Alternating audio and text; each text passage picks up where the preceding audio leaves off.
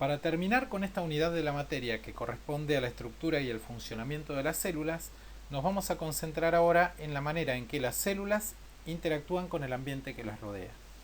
En la fotografía podemos ver varios individuos de una especie de ciliados. Los ciliados pertenecen al reino de los protistas.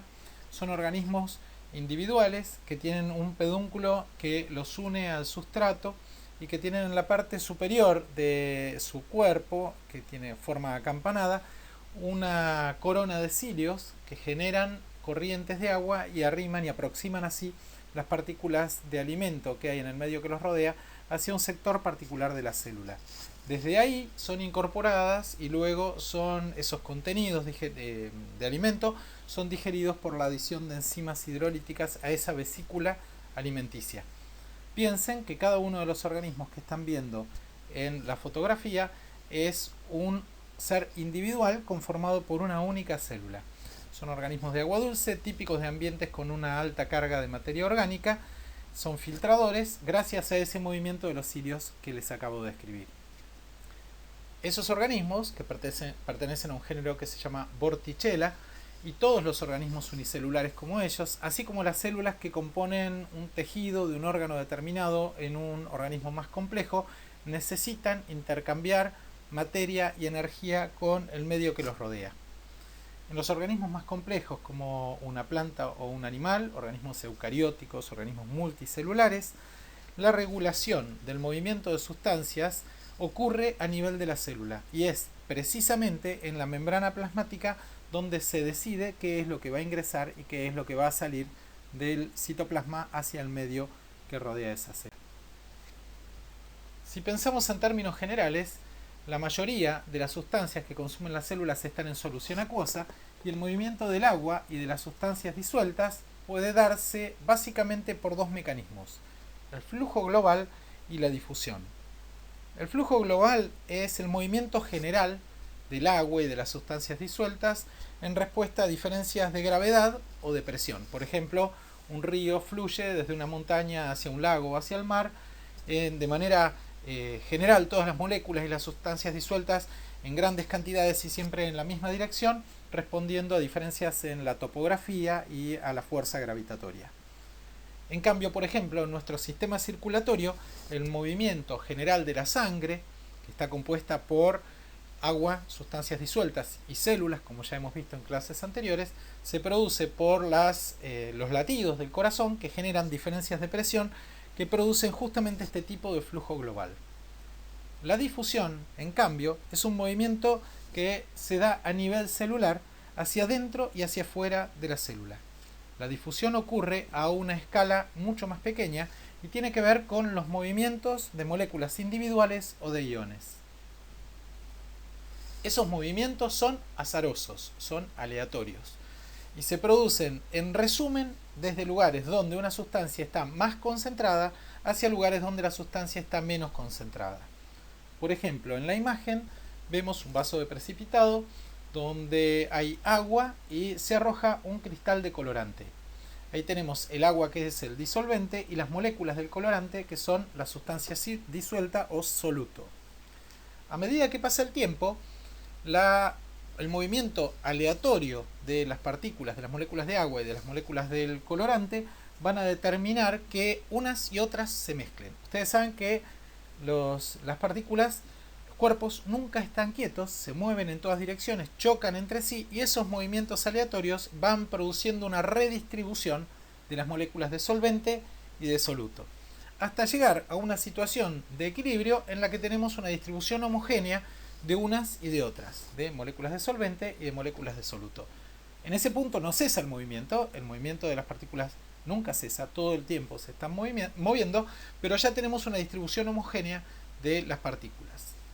El fenómeno que acabamos de describir es el movimiento de difusión, es el fenómeno de difusión, se produce, como dijimos, de manera aleatoria y las partículas se mueven de donde están más concentradas. En el vaso de precipitado a la izquierda estaban en un punto particular del volumen total de ese vaso, hacia lugares donde están menos concentradas hasta que se equiparan las concentraciones.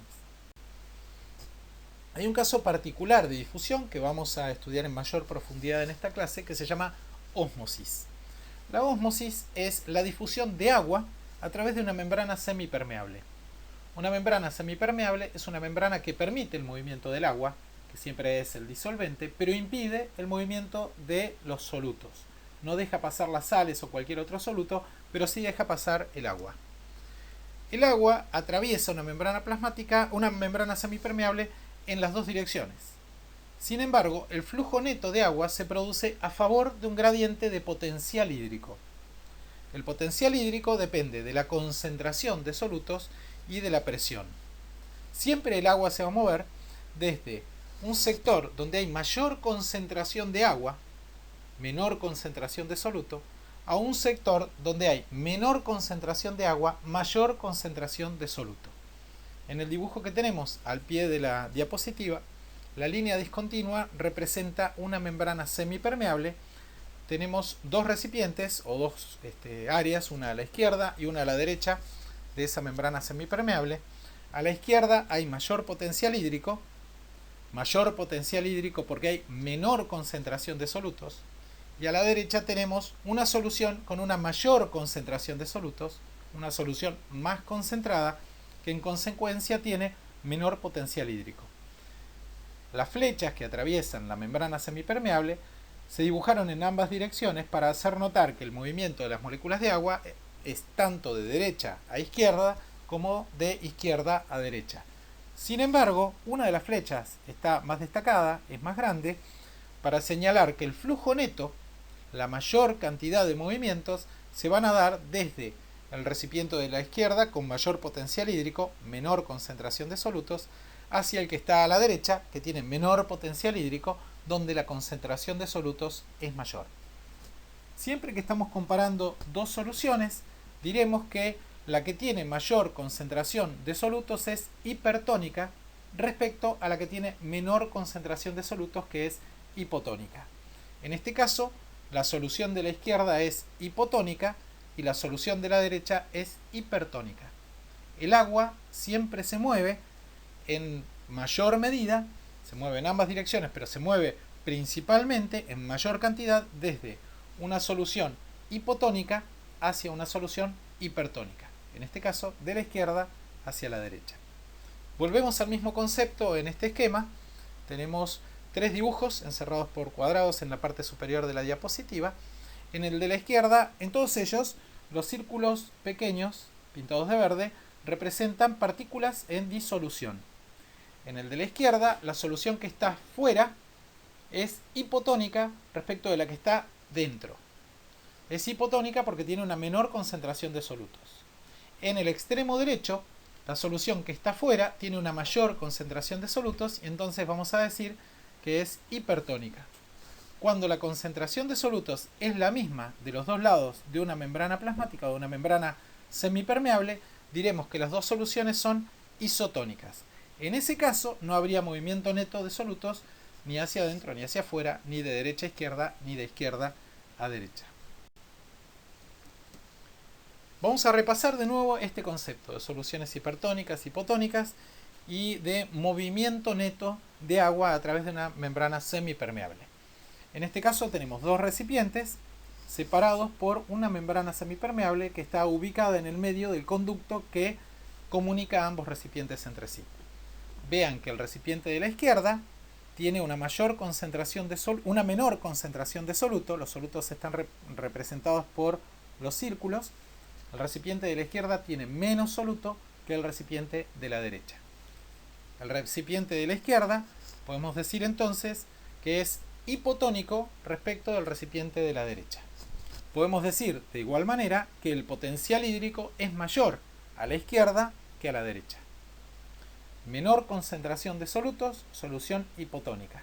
Menor concentración de solutos, mayor potencial hídrico. Dada esta situación, va a haber movimiento de moléculas de agua, tanto de izquierda a derecha como de derecha a izquierda, pero el flujo neto de agua se va a producir fundamentalmente desde la solución hipotónica, con menos soluto, hacia la solución hipertónica, con más soluto. Desde la izquierda, donde hay mayor potencial hídrico, hacia la derecha, donde hay menor potencial hídrico. De manera tal que, pasado cierto tiempo, vamos a ver que el volumen contenido en el recipiente de la derecha va a aumentar respecto al volumen contenido en el recipiente de la izquierda. Eso ocurrirá ¿hasta cuándo? Hasta que se equiparen las concentraciones de solutos de un lado o del otro, siempre que no haya ninguna otra interferencia de otra fuerza que contribuya al potencial hídrico, como por ejemplo la presión. El flujo de agua, dada una situación de igual concentración de soluto de un lado y del otro, o sea, si llegáramos a tener dos soluciones isotónicas con la misma cantidad de soluto, va a dejar de haber movimiento neto de moléculas de agua y el flujo va a ser equivalente de izquierda a derecha y de derecha a izquierda. Ya no va a cambiar el volumen en esos recipientes. Vemos un ejercicio más. Tenemos representado en este caso en los recipientes de vidrio en forma de U separados por una membrana semipermeable un sistema que tiene en el momento inicial, el que está representado por la figura superior a la izquierda, dos soluciones. La de la izquierda es hipotónica, tiene una menor concentración de soluto, y la que está a la derecha de la membrana semipermeable es hipertónica, tiene mayor concentración de soluto. ¿Dónde habrá mayor potencial hídrico? En este caso, nuevamente, el mayor potencial hídrico está del lado izquierdo de la membrana semipermeable. ¿Cómo será el movimiento neto de agua? El agua se va a mover fundamentalmente de la izquierda hacia la derecha. El movimiento de agua continuará hasta que se equiparen los potenciales hídricos de un lado y del otro de la membrana semipermeable, hasta que eventualmente, digamos, la concentración de soluto de los dos lados sea la misma, es decir, los dos medios resulten isotónicos. En el esquema de la izquierda estamos representando con esos círculos de color rojo, con dos círculos menores de color blanco asociados a las moléculas de agua, con un átomo de oxígeno y dos átomos de hidrógeno, en tanto que las formas mayores de color verde representan al soluto. Fíjense en este caso que se representa la situación de la izquierda, la situación inicial del tubo en forma de U, donde del lado izquierdo de la membrana semipermeable la proporción de moléculas de agua respecto de las moléculas de soluto es mayor que del lado derecho, donde hay una concentración mayor del soluto y en consecuencia, pese a que hay movimiento de moléculas de agua a través de la membrana semipermeable en las dos direcciones, la mayor parte de los movimientos son de izquierda a derecha gracias a este fenómeno conocido como ósmosis. Ahora, la membrana celular es una membrana semipermeable en el sentido de que deja pasar moléculas de agua por difusión, específicamente por el fenómeno que conocemos como ósmosis, pero en realidad es una membrana mucho más compleja que una membrana semipermeable simple y decimos que es una membrana selectivamente permeable. Las sustancias atraviesan las sustancias simples como el agua, el oxígeno, el dióxido de carbono, atraviesan la membrana plasmática por difusión de la misma manera que atraviesan las membranas de otros orgánulos celulares que tienen una estructura membranosa con la misma base de la membrana plasmática de bicapa fosfolipídica con proteínas. Pero además hay sustancias que atraviesan la membrana a través de proteínas, incluyendo proteínas que forman canales y proteínas transportadoras o carriers, o mediante la formación de vesículas, ¿sí?, por el proceso de endocitosis, invaginaciones de las membranas que engloban sustancias que están en el exterior de la célula, forman vesículas y las transportan así hacia algún punto en el citoplasma. En este esquema estamos viendo los tipos principales de movimiento de sustancias a través de una membrana. De izquierda a derecha tenemos primero la difusión simple, el movimiento aleatorio de sustancias desde regiones donde están más concentradas a regiones donde están menos concentradas. Inmediatamente al lado tenemos una proteína transportadora de canal, una proteína que forma un canal iónico que puede ser atravesado por sustancias, por solutos desde un lado de la membrana al otro lado. Y al costado, en el centro de la imagen, tenemos una proteína transportadora que interviene en el movimiento, el bombeo de sustancias a través de la membrana. Esos tres tipos iniciales de transporte constituyen lo que conocemos formas de transporte pasivo. El transporte pasivo es el transporte que se da a favor de un gradiente de concentración, donde los solutos se mueven siempre de donde están más concentrados hacia donde están menos concentrados. Pasa en los tres casos de la izquierda, en la difusión simple y en lo que llamamos difusión facilitada, que es el tipo de transporte activo que está mediado por una proteína de canal o por una proteína carrier. en el extremo derecho de la imagen, tenemos en cambio lo que conocemos como transporte activo. También es el transporte mediado por una proteína, pero en este caso se realiza en contra de un gradiente de concentración. Las sustancias se mueven desde donde están menos concentradas hacia donde están más concentradas. Nunca ese fenómeno se podría dar de manera espontánea, nunca ocurriría sin ninguna inversión energética, sino que por el contrario, para que eso pase, para mover sustancias en contra de un gradiente de concentración, desde donde hay menos hacia donde hay más, hace falta invertir energía. Y por eso este transporte en particular se conoce como transporte activo. Volvemos un poco a la difusión y vamos a ver algunas características de este fenómeno. Habíamos dicho que el agua y otras moléculas pequeñas difunden a través de la bicapa fosfolipídica y habíamos dicho que este fenómeno de difusión se produce a nivel de las células y es eficiente, particularmente eficiente, cuando la relación de la superficie al volumen del cuerpo que va a intervenir en este intercambio de sustancias es mayor, quiere decir hay mucha superficie respecto al volumen, que esto es lo que ocurre con las células que son muy pequeñas. Cuando la distancia implicada es corta, que es también lo que ocurre a nivel celular, y cuando el gradiente de concentración es marcado, algo que ocurre en las células por las actividades metabólicas. Por ejemplo, las células están todo el tiempo consumiendo determinadas sustancias y produciendo otras. Por ejemplo, el metabolismo de las células implica el consumo de oxígeno, la respiración celular y la producción de dióxido de carbono, y esa es una actividad constante, de manera tal que siempre va a haber una tendencia del oxígeno a ingresar a las células y una tendencia del dióxido de carbono a salir a las células, porque va a haber una alta concentración de dióxido de carbono como consecuencia de la respiración celular en el citoplasma y una alta demanda, una baja concentración de oxígeno dentro del citoplasma como consecuencia de las mismas actividades. El movimiento de sustancias por difusión además se ve ayudado dentro de las células por el movimiento del citoplasma, por lo que conocemos como ciclosis, que es la circulación del citoplasma originada a partir de la contracción y relajación de proteínas que existen y que forman parte del citoesqueleto celular. Vamos a ver un caso especial de ósmosis, que es el que ocurre a través de la membrana plasmática de los glóbulos rojos. Los glóbulos rojos en la sangre se encuentran en una solución que tiene una concentración de cloruro de sodio de aproximadamente 0,85 a 0,9. Si nosotros colocamos una muestra de sangre en una solución de agua que contiene la misma concentración de sal que el citoplasma de los glóbulos rojos, que es, como les decía, de 0,85 a 0,9%, estaremos en una situación en la que el citoplasma es isotónico respecto del medio que lo rodea. En ese caso, habrá movimiento de agua desde el medio hacia el citoplasma y desde el citoplasma hacia el medio, pero en términos globales, las células no perderán ni ganarán volumen, no perderán ni ganarán agua. En cambio, si colocamos una muestra de sangre en un medio hipertónico, es decir, en una solución que tiene una concentración de sales superior a la que existe dentro del citoplasma, vamos a tener un movimiento neto de agua desde el citoplasma hacia afuera. Claramente va a haber mayor potencial hídrico dentro de las células que afuera, donde va a haber una mayor concentración de solutos, de cloruro de sodio en este caso, y las células van a perder volumen, se van a arrugar, van a tener el aspecto que se ve en la fotomicrografía de abajo, por ese flujo neto de agua de adentro hacia afuera. Y finalmente a la derecha tenemos un proceso que se conoce como hemólisis.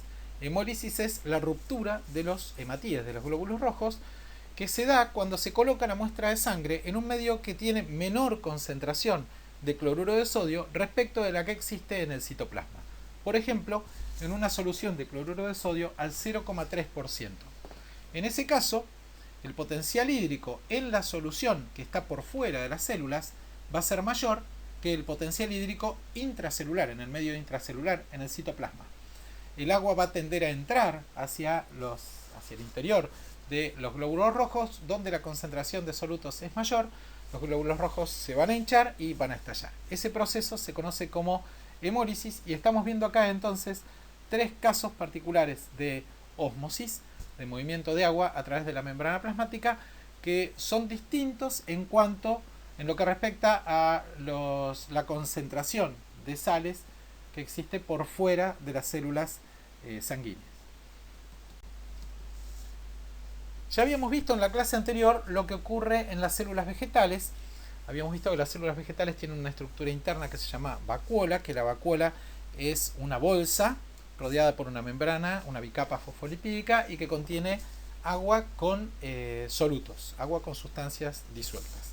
En una célula vegetal, como también habíamos visto, esa vacuola ejerce una presión sobre la membrana plasmática y a su vez la membrana plasmática presiona sobre la pared celular, generando una fuerza que permite el crecimiento de las células y además permite esa fuerza conocida como turgencia, le da sostén a las células y al organismo completo. Cuando una célula vegetal está en un medio que es hipertónico respecto del citoplasma y de la vacuola, cuando hay más concentración de solutos fuera de la célula que adentro, ocurre lo que vemos en la parte inferior del diagrama. El agua va a tender a salir de la célula, y va a tender a salir de las células porque va a haber mayor potencial hídrico dentro de la célula que en el medio que la rodea, porque el medio que la rodea va a tener una mayor concentración de solutos. Cuando esto ocurre, la vacuola se contrae, el citoplasma también se contrae, se deja de ejercer esa presión de turgencia y decimos que la célula se plasmoliza. Un fenómeno parecido, en cierta medida, ocurre en los ciliados de agua dulce como el paramecio. Los ciliados de agua dulce no tienen pared celular y entonces tienen que tener otras adaptaciones para poder resistir estos cambios en los volúmenes de agua. En particular, los paramecios viven en ambientes de agua dulce que típicamente son hipotónicos respecto de su citoplasma. Hay una mayor concentración de solutos dentro del paramecio. Este es un organismo unicelular. Lo único que lo separa del medio que lo rodea es su membrana plasmática, su bicapa de fosfolípidos y proteínas. Va a haber mayor concentración de solutos dentro del paramecio respecto de la concentración de solutos por fuera, y entonces va a haber una tendencia general del agua a ingresar a la célula. Como este organismo no tiene una pared celular que pueda limitar la expansión del citoplasma, esto podría resultar en la lisis, algo parecido a lo que veíamos con los glóbulos rojos cuando eran colocados en un medio que era hipotónico respecto a su citoplasma. El paramecio, ubicado en agua dulce, en el medio donde normalmente vive, que es hipotónico respecto al citoplasma, tiene un problema de aumento de volumen celular por ingreso de agua. La solución evolutiva para resolver este problema son estructuras que existen dentro del paramecio que se conocen como vacuolas contráctiles, que todo el tiempo están bombeando ese exceso de agua hacia el exterior. Quiere decir que el paramecio tiene que gastar energía para evitar que el ingreso de agua que se daría por ósmosis termine lisando la célula, termine rompiéndola. Y vamos a dejar un video en la página de Moodle para que puedan ver bien cómo funcionan estas vacuolas contráctiles. Volvemos ahora a las proteínas transportadoras de membrana.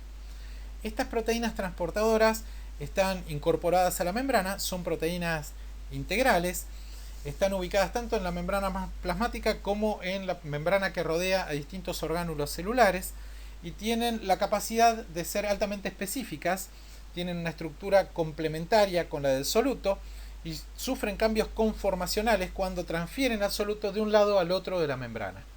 Hay tres tipos principales de transporte asociado con estas proteínas carriers, que son el uniporte, cuando la proteína transporta un único tipo de sustancia en una dirección; el sinporte, cuando para transportar una sustancia hace falta transportar otra al mismo tiempo; y el antiporte, cuando para ingresar determinada sustancia a la célula hace falta que la célula expulse otra sustancia. Uniporte, sinporte y antiporte son ejemplos de transporte por proteínas carriers. Hay una proteína transportadora de membrana que es muy conocida, que es por supuesto una proteína integral, incorporada, inmersa en la bicapa fosfolipídica, que es conocida como bomba de sodio-potasio. Esta proteína es capaz de tomar 3 iones sodio del medio intracelular y con gasto de energía cambia su conformación espacial, liberando el sodio hacia el medio extracelular y captando en cambio 2 iones potasio que va a liberar al interior de la célula. el transporte que ejerce la bomba de sodio-potasio es un transporte activo. Se realiza con costo de energía y se gasta energía porque se produce en contra de un gradiente de concentración. La célula expulsa sodio desde el interior de la célula, donde hay poco sodio, hacia el exterior, donde hay una mayor cantidad de sodio. Quiere decir que va en contra de un gradiente e incorpora potasio desde el exterior de la célula, donde el potasio no es un ion abundante, hacia el interior de la célula, donde está acumulando potasio. Quiere decir que también es en contra de un gradiente de concentración. La bomba de sodio-potasio debe entonces gastar energía para mantener este gradiente, para mantener este transporte en contra de gradientes de concentración. Finalmente, vamos a ver que algunas sustancias pueden entrar o salir de una célula mediante la formación de vesículas. Esto se conoce como, en términos genéticos, de endocitosis. Hay distintos tipos de endocitosis. Una es la llamada endocitosis por volumen o pinocitosis, que es la captación de líquidos extracelulares con lo que sea que tengan en disolución. La endocitosis, al producir una invaginación de la membrana que genera una vesícula, retira porciones de la membrana plasmática que pueden contribuir no solo a la incorporación de estas sustancias, sino además a los mecanismos de reciclado de membrana entre la superficie celular y el sistema de endomembranas que hemos descrito en la clase anterior. Algunos tipos de formación de membranas son altamente específicos y son los que se conocen como mecanismos de transducción de señales. Las células tienen una serie de receptores químicos en la superficie de su membrana plasmática que son también altamente específicos, que están orientados a identificar distintos tipos de ligandos, que son las señales químicas que llegan hasta la célula, incluyendo hormonas, enzimas, proteínas, factores de crecimiento, que llevan alguna señal química, alguna instrucción específica para la célula. Recuerdan que habíamos dicho que, por ejemplo, en los organismos multicelulares era muy importante la coordinación de las distintas células que conforman un tejido, pero también de los distintos tejidos que conforman el organismo, y entonces los mensajes que llegan a la célula pueden ser muy variados, pueden incluir instrucciones para sintetizar y almacenar glucógeno, o para que la célula empiece a dividirse, o incluso para que comience un proceso de muerte celular programada. Este tipo particular de captación de sustancias se conoce entonces como endocitosis mediada por receptor, y lo que se recibe en este caso es el ligando que está llevando un mensaje químico que produce algún cambio en la actividad metabólica, en la fisiología de la célula. La fagocitosis es un tipo de endocitosis que capta partículas grandes de más de medio micrómetro de diámetro. Es la forma en que muchos protistas unicelulares se alimentan. Por ejemplo, pasa en el paramecio, que veíamos una fotografía hace poco, lo mismo en las amebas. Así atrapan partículas de alimento que son incorporadas al citoplasma, quedan encerradas en una vesícula y luego se vierte el contenido de vesículas con enzimas digestivas dentro de esa vesícula inicial y se produce la digestión, la hidrólisis de las moléculas que conforman esa partícula alimenticia. Una vez que se completa esa digestión, el contenido ya digerido se vuelca al citoplasma y será utilizado por la célula para la producción de energía en los orgánulos que tienen esa función específica o para la construcción de estructuras moleculares más complejas. La fagocitosis también se da en las especies de animales multicelulares y es un mecanismo protector más que una forma de alimentación. Los glóbulos blancos, en particular los neutrófilos y los macrófagos en los mamíferos, están en circulación por la sangre, pero también por fuera de la sangre en el resto de los tejidos, y se ocupan de ubicar y fagocitar microorganismos invasores, pero también de fagocitar células dañadas y detritos que se producen, por ejemplo, por heridas o por quemaduras en los tejidos. Estas células son capaces de reconocer esos materiales que van a captar, ingresarlas al cuerpo, y una vez que están dentro, son esos compuestos que fueron incorporados son eliminados, son destruidos por el volcado de enzimas hidrolíticas, por ejemplo las enzimas que están dentro de los lisosomas al interior de esas vesículas alimenticias. Con esto terminamos entonces con la unidad de estructura y funcionamiento de las células, y en la próxima clase vamos a empezar a ver algunos grupos de organismos Comenzando por los virus, que son estructuras tan simples que ni siquiera nos decidimos los biólogos si los clasificamos como formas de vida o no.